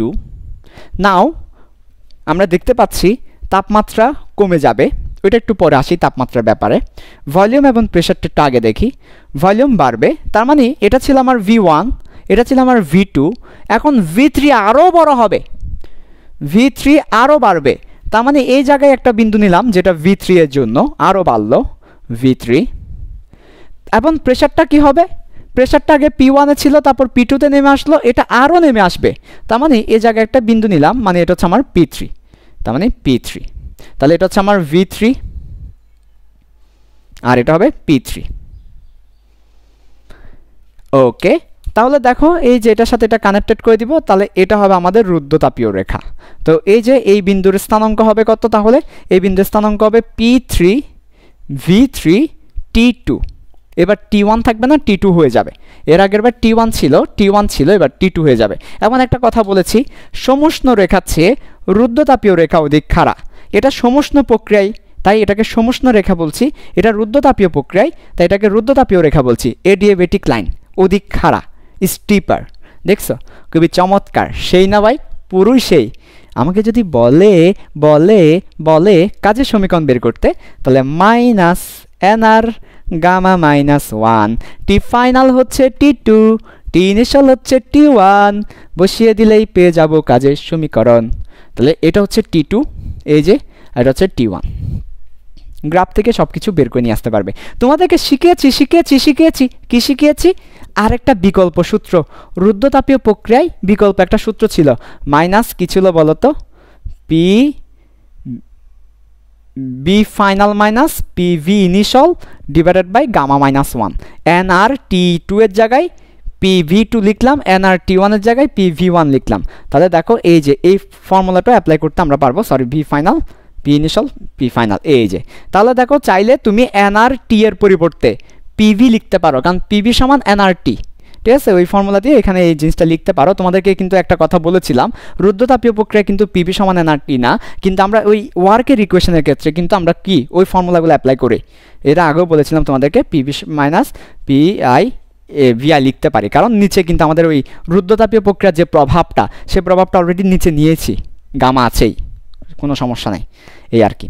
আচ্ছা, তো এভাবে আমরা লিখতে পারি ব্যাপারটা। এরপর আরেকটা ওয়ে হচ্ছে আমরা ক্ষেত্রফল দিয়ে লিখতে পারি। সো দেখো এবার যদি নামকরণ করি, AB এটাকে C নাম দিলাম, নিচেরটা ছিল EF, এটাকে G নাম দিলাম, তার মানে BCGF, এই ক্ষেত্র, এই এরিয়াটা হবে আমার রুদ্ধতাপীয় প্রক্রিয়ায় সেকেন্ড স্টেপের কাজ হবে এটা। তার মানে আমরা অনেকভাবে কাজের সমীকরণটা বের করতে পারি। এটা হচ্ছে আমাদের কার্নোট ইঞ্জিনের সেকেন্ড সাইকেল বা সেকেন্ড স্টেপ। ওকে, সাইকেল বলা যাবে না, সেকেন্ড স্টেপ। তো আশা করি তোমাদেরকে বোঝাতে পারছি। এরপর এবার থার্ড স্টেপে যাব, ফোর্থ স্টেপে যাব। নিশ্চয়ই বুঝতে পারছো সব কিছু খুবই ভেরি ক্লিয়ার, খুবই সহজ, কঠিন না। কার্নোট ইঞ্জিন আসলেই সহজ একটা জিনিস আর কি। ক্লিয়ার? ওকে, এবার আসো সব সেমভাবে আমরা পরবর্তী স্টেপে যাব। স্টেপ 3, একটু মাথা ঠান্ডা রাখতে হবে। দরকার হলে ভিডিও পজ করে সময় নিয়ে দেখো, দরকার নেই একটানা দেখার। ভিডিও পজ করে সময় নিয়ে আস্তে আস্তে দেখো, কোনো সমস্যা নেই। ওকে, সো এবার আসে স্টেপ 3। স্টেপ 3 তে আমরা দেখব কি হচ্ছে। আমার সিলিন্ডার কোথায় ছিল? সিলিন্ডার ছিল তাপ অন্তরক আসনের উপরে। তাপ অন্তরক আসনের উপর সিলিন্ডার ছিল আমার। ওকে, তাহলে সিলিন্ডার কোথায় ছিল? তাপ অন্তরক আসনের উপর সিলিন্ডারটা ছিল। খুবই নাইস। তো এখন দেখো ভালো করে, এটাকে আমরা এবার হিট সোর্সে না রেখে হিট সিঙ্কে রাখবো। এটা হচ্ছে গ্রাহক বা সিঙ্ক। এবার সিঙ্কের মধ্যে সিলিন্ডারকে রাখবো আমরা, তার মানে সিলিন্ডারকে সিঙ্কের মধ্যে রাখবো আমরা। তাহলে সিলিন্ডারকে কোথায় রাখবো? সিঙ্কের মধ্যে রাখবো। সো সিঙ্কের মধ্যে সিলিন্ডারকে রাখার পরে এবার কি হবে সে ব্যাপারটা আমরা একটু দেখব। সো দেখো, সিঙ্কের মধ্যে সিলিন্ডারকে রাখার পরে তাহলে কি হবে? তো সিঙ্ক নিজেও তো 3 দিকে ইনসুলেটর, শুধু এক দিক খোলা আছে। সো এই একটা দিক খোলা আছে, আর সিলিন্ডারকে বসালাম, সিলিন্ডারও ইনসুলেটর। এই আগের মতো ঘটনা ঘটবে। সো এটা স্টেপ 1-এর মতো অনেকটা বলতে গেলে, তাপের আদান প্রদান হবে এবং একসময় তাপমাত্রা সমান হয়ে যাবে। তো এইখানে মজার ব্যাপারটা কি জানো? এখানে মজার ব্যাপারটা হচ্ছে সিলিন্ডারের তাপমাত্রা ছিল T2। এই যে স্টেপ 2-তে সিলিন্ডারের তাপমাত্রা ছিল T2, তো ও তাপটা এখানে ছেড়ে দিবে। সিলিন্ডারের তাপমাত্রা বেশি, সিঙ্কের তাপমাত্রা কম। সিলিন্ডারের তাপমাত্রা বেশি, সিলিন্ডারের কিউ বেশি, কিউ বেশি। সিঙ্ক মানে হচ্ছে ঠান্ডা, আমি আগে বলছি সিঙ্ক মানে হচ্ছে ঠান্ডা।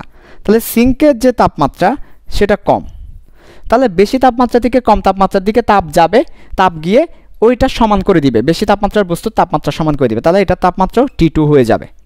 তাহলে সিলিন্ডারের তাপমাত্রা কেন সিঙ্কের তাপমাত্রা হয়ে গেল? কারণ সিলিন্ডার থেকে তাপটা সিঙ্কের কাছে যাচ্ছে, সিলিন্ডার তাপটা সিঙ্কে বর্জন করছে। তাপ উৎস থেকে তাপ নিয়েছিল, এরপর সেটা এখন সিঙ্কে বর্জন করে দিচ্ছে, তাই সিলিন্ডারের তাপমাত্রা সিঙ্কের তাপমাত্রা সমান হবে। আচ্ছা, তাহলে আমরা লিখলাম এখানে সিলিন্ডারকে 3 নাম্বার স্টেপে সিলিন্ডারকে তাপগ্রাহকে বসাবো, তাপগ্রাহকে বসাবো। তারপর তাপের আদান প্রদান হবে, তাপের আদান প্রদান বেসিক্যালি সিলিন্ডার তাপ বর্জন করবে, সিলিন্ডার তাপ বর্জন করবে এবং তাপমাত্রা কি হবে? T2 হবে উভয়ের, এই আর কি। এবার তাপের আর আদান প্রদান হবে না, ফলে এটা সমুষ্ণ প্রক্রিয়া। এবার পিস্টনকে নিচে নামাবো, এতক্ষণ উপর উঠাচ্ছিলাম, এবার পিস্টনকে নিচে নামাবো। তাহলে এবার এই অবস্থায় পিস্টনকে নিচে নামাবো। এবার এই অবস্থায় পিস্টনকে নিচে নামাবো। সো পিস্টনকে নিচে নামালে আমার ভলিউম কি হবে? ডিক্রিজ করবে, তাহলে আয়তন হ্রাস পাবে। তো স্বাভাবিকভাবে কোন প্রক্রিয়ায়? সমুষ্ণ প্রক্রিয়ায়। এটাও তাপের আদান প্রদান হবে না, সো সমুষ্ণ প্রক্রিয়া, T2 থাকবে সমুষ্ণ প্রক্রিয়ায়। এরপর চাপ কি হবে? কমবে। তাহলে শর্ট রিপ্রেজেন্টেশন যদি দেখাই, T সেম থাকবে, ভলিউম এবার চাপ বাড়বে। এবার যেটা আয়তন হ্রাস পাচ্ছে, কাজেই চাপ বাড়বে। তাহলে ভলিউম ডিক্রিজ করবে, প্রেশার ইনক্রিজ করবে, উল্টা ঘটনাটা ঘটবে। স্টেপ 1-এর অপোজিট বলতে পারো, স্টেপ 3-কে স্টেপ 1-এর অপোজিট বলতে পারো। ওকে, এটা আর কি। তো চলো এবার একটু করে শর্ট অ্যানিমেশন দেখে তারপর আমরা আবার ওই 3টা ব্যাপার দেখব। ওকে,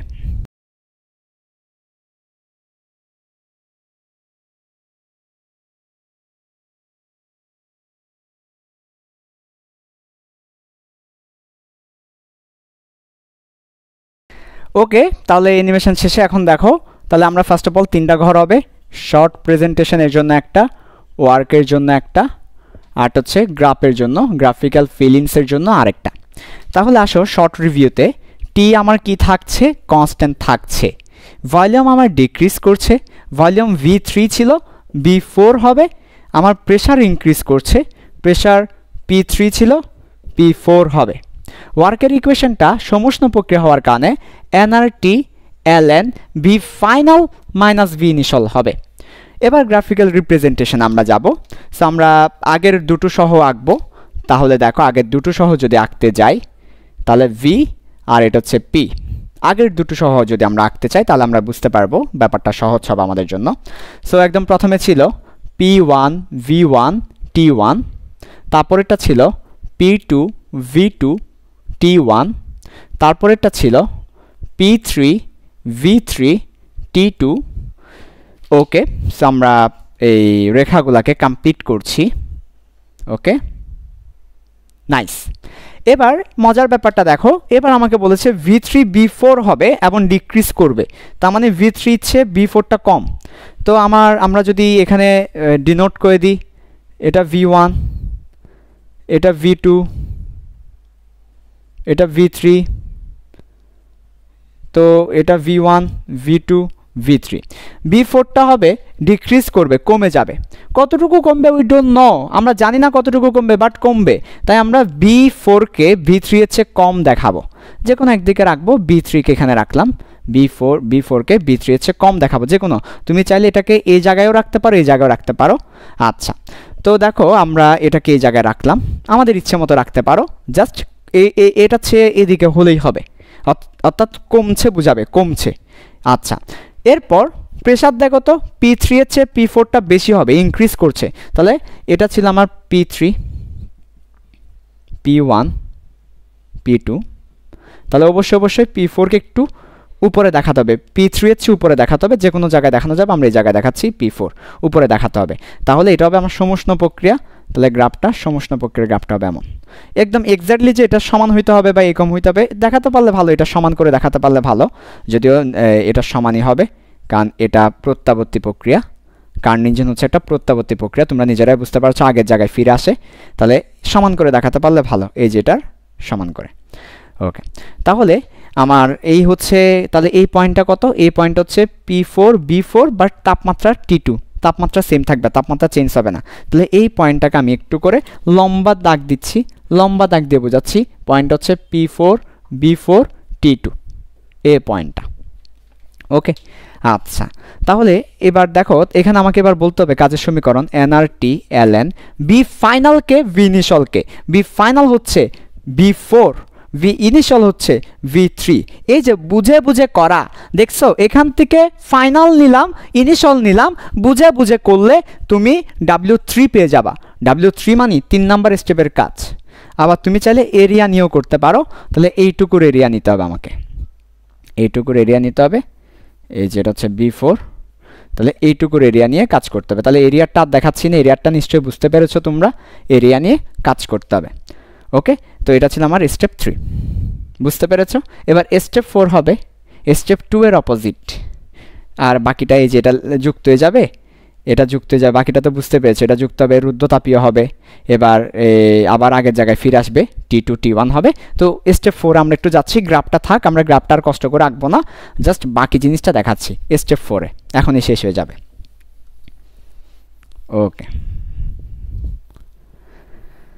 তাহলে স্টেপ 4 দেখো, স্টেপ 4 এখনই শেষ হবে, স্টেপ 4টা খুব বেশি কঠিন না। স্টেপ 4 হচ্ছে এবার কি করব, এবার হচ্ছে আমাদের ইয়াটা কোথায় ছিল, সিলিন্ডারটা বলো তো, সিলিন্ডার কোথায় ছিল, সিলিন্ডার ছিল সিঙ্কের মধ্যে, সিঙ্কের মধ্যে সিলিন্ডারটা ছিল, এই যে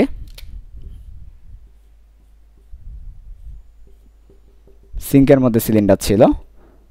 এখন সিলিন্ডারকে আমরা কোথায় নিয়ে আসবো, সিলিন্ডারকে আবার আমরা ইয়েতে নিয়ে আসবো, তাপ অন্তরক আসনের উপর আবার নিয়ে আসবো,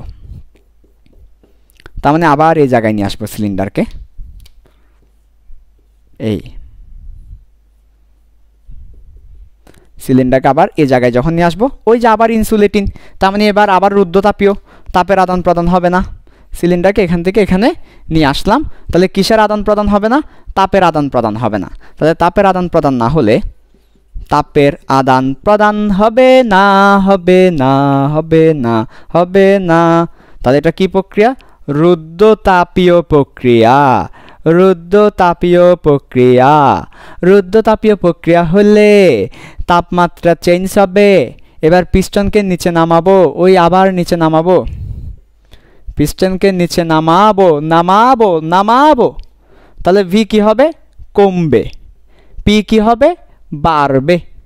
ও মানু, প্রিবেসিক থেকে বলো না, আয়তন কমে গেলে তাপমাত্রা বেড়ে যায়, তাহলে টি কি হবে, বাড়বে। শর্ট রিপ্রেজেন্ট কি হবে বলো তো, T increase, V decrease, pressure increase, এটা হবে শর্ট রিপ্রেজেন্টেশন। আর গ্রাফটা কি হবে দেখো, গ্রাফটা দেখো, গ্রাফটা দেখো, দেখো দেখো দেখো, ভলিউম আরও কমে গেল, এই যে দেখো ভলিউম আরও কমে গেছে, ভলিউম আরও কমে গেল। প্রেসার কি হলো, প্রেসার বেড়ে গেল, এই যে P4 ছিল P1-এ চলে গেছে, প্রেশার বেড়ে গেল, তাহলে প্রেশার বেড়ে গেল, ভলিউম কমে গেল, তাপমাত্রা কি হলো, বেড়ে গেল। এই হচ্ছে শর্ট রিপ্রেজেন্টেশন। এবার কাজের সমীকরণটা দেখিয়ে ফেলি, একেবারে শেষ হয়ে যাবে।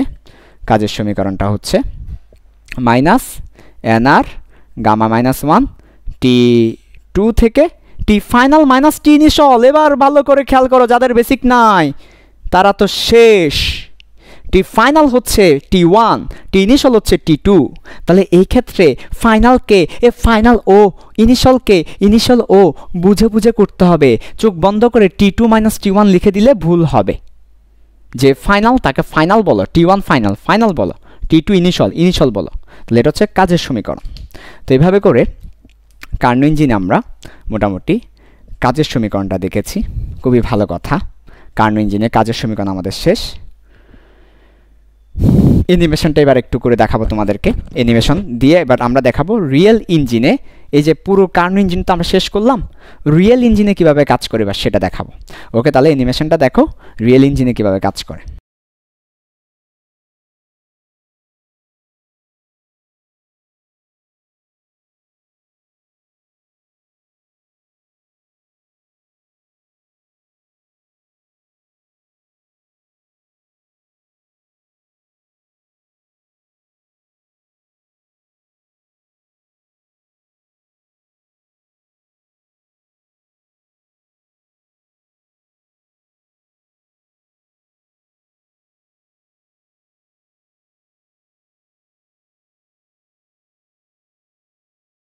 সো এতক্ষণ ধরে আমরা কার্নো ইঞ্জিনটা দেখছিলাম। সো কার্নো ইঞ্জিনের বৈশিষ্ট্যগুলো এবার দেখব।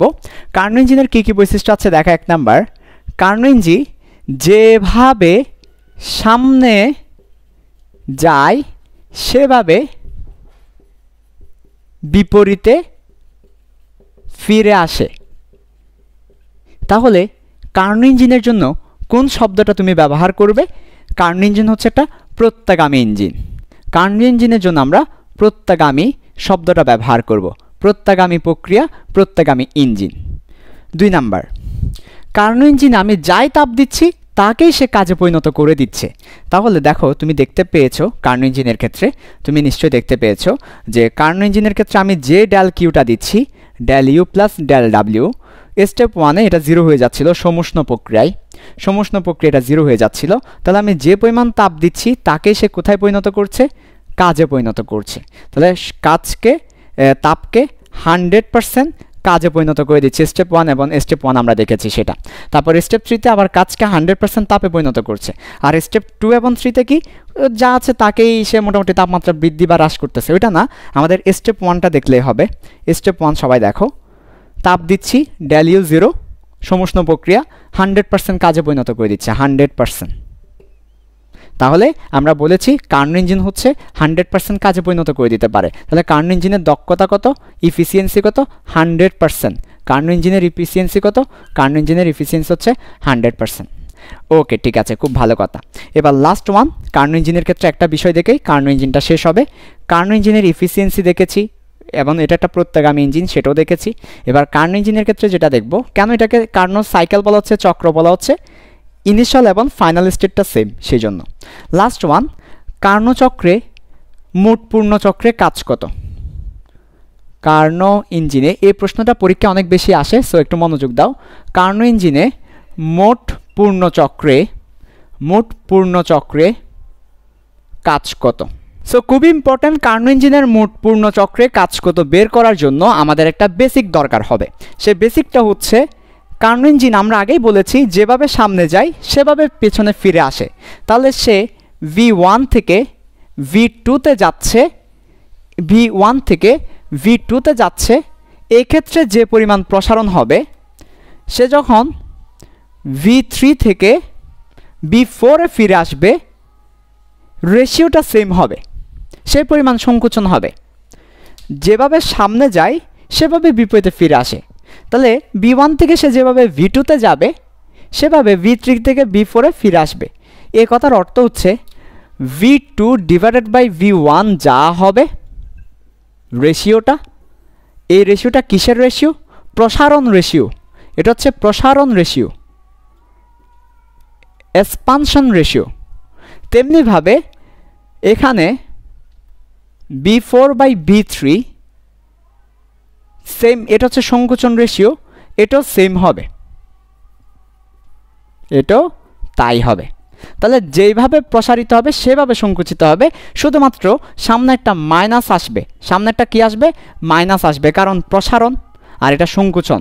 মনে করো এটা 10, এটা 30, তাহলে কয় গুণ, 3 গুণ। তেমনিভাবে এটা থেকে এটা তো কমছে, তাহলে এটা মনে করো, এটা মনে করো কত দিব, 3 গুণ না, এটা মনে করো 15, তাহলে এটা হবে 5, তাহলে কয় গুণ সংকুচিত হলো, 3 গুণ সংকুচিত হলো। এই যে তাহলে B4/B5 করলে আমরা ব্যস্তনুপাতিক পাচ্ছি, মাইনাস না, ব্যস্তনুপাতিক পাচ্ছি।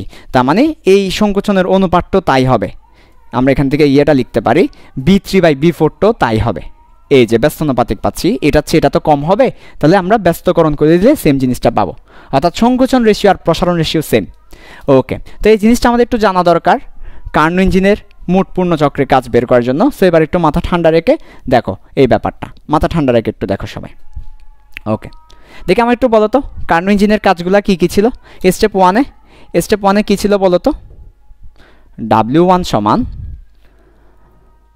nRT, তোমাদের যদি টায়ার্ড লাগে পজ করে পরে আবার দেখো, nRT ln V2/V1। স্টেপ 2তে কি ছিল, স্টেপ 2তে ছিল W2 সমান -nR গামা -1 T2 - T1, এটা ছিল রুদ্ধতাপ প্রক্রিয়ার কাজ। স্টেপ 3তে কি ছিল, স্টেপ 3 হচ্ছে সংকোচন, W3 সমান nRT ln B4/V3 ছিল, ফাইনাল হচ্ছে 4, ইনিশিয়াল হচ্ছে 3, তাহলে ফাইনাল মাইনাস ইনিশিয়াল। তা আমরা তোমাদেরকে দেখিয়েছি V2/V1 এর অনুপাত যা B3/B4 এর অনুপাত তাই। তা আমরা যদি এটাকে, তাহলে দেখো B3/B4 এর অনুপাত তাই, তাই না? আচ্ছা, তা আমার তো এখানে আছে B4/B3, কিন্তু অনুপাত সমান তো B3 আর B4 এর, তাহলে আমি কি করব, এটাকে উল্টিয়ে দিব। তো লগের ক্ষেত্রে বা ln এর ক্ষেত্রে উল্টিয়ে দিলে মাইনাস দিতে হবে, কারণ কি, কারণ হচ্ছে এটার উপর ইনভার্স চিন্তা করে নাও, এটাকে ইনভার্স করে দিব। তো ইনভার্স করে দিলে ওই মাইনাসটা লগের সামনে চলে আসে, পাওয়ারের মাইনাস লগের সামনে চলে আসবে, তাহলে -nRT ln V3/B4 হবে। পরবর্তীতে -nRT ln, এটাকে আমরা কি লিখতে পারি, V3/B4 এর পরিবর্তে V2/V1 লিখতে পারি, লিখলাম। এটা হচ্ছে স্টেপ 3 এর কাজ, স্টেপ 3 এর কাজের সমীকরণ। তো আমি, আমার হয়তো জায়গা হবে না, তাই আমি মুছে ছোটো করে লিখছি। ব্যাপারটাকে বুঝতে পেরেছো? মুছে ছোটো করে লিখছি, দেখো W3 সমান nRT ln B4/V3, পরবর্তীতে এখান থেকে লিখতে পারি -nRT ln B2/V1। Last step, step 4, step 4 আমরা দেখেছি W4 সমান -nR গামা -1 T1 - T2। পরীক্ষায় কিন্তু এটা আসে, কার্নো ইঞ্জিনের মোট চক্রে কাজ শূন্য সেটা দেখাতে হয়। তাহলে এই যে 4 ভাবে কাজটা দেখাবো, এবার সবগুলাকে যোগ করে দিব। সবগুলাকে যদি যোগ করে দিই, W1, W2, W3, W4, 4টাকে একসাথে যোগ করে দিলে W টোটাল পাবো। তা আল্লাহর খাস রহমত সবগুলা 0 হবে। দেখো দেখো দেখো, W1 হচ্ছে nRT ln V2/V1, এটাও সেম nRT ln V2/V1, সামনে একটা মাইনাস সামনে একটা প্লাস, তাহলে W1 আর W3 চলে যাবে, মাইনাস প্লাস। অ্যাগেইন W2 হচ্ছে -nR গামা -1 T2 - T1, এখানেও -nR গামা -1 T1 - T2, তাহলে এটা T2 - T1 আর এটা T1 - T2। অ্যাগেইন W2 আর W4ও চলে যাবে, 4টাই চলে গেল, 0 থাকবে। এই হচ্ছে কার্নো চক্রের মোট পূর্ণ চক্রে কাজ শূন্য। 4টা একসাথে যোগ করলে কাজ শূন্য। এটা দ্বারা বোঝাচ্ছে কি, বোঝাচ্ছে এটা দ্বারা, এটা সিগনিফিকেন্সটা কি, এটা সিগনিফিকেন্সটা হচ্ছে যেভাবে সামনে যাবে সেভাবে পেছনে ফিরে আসবে। অর্থাৎ ভাইয়া দেখো, W1 যা হবে -W3, W2 যা হবে মাইনাস W4, W1-এ যে কাজ হবে W3-তে সেই কাজই হবে, শুধু বিপরীত। W2-তে যে কাজ হবে W4-এ সেই কাজই হবে, শুধু বিপরীত। তার মানে কাজের মান শূন্য এটা না, মানে বিপরীত হওয়ার কারণে শূন্য হয়ে যাচ্ছে, বিপরীত হওয়ার কারণে। ওকে ভাইয়া, তো এই হচ্ছে আমাদের কার্নো ইঞ্জিনের 14 গোষ্ঠী। একেবারে 14 গোষ্ঠী উদ্ধার করেছি।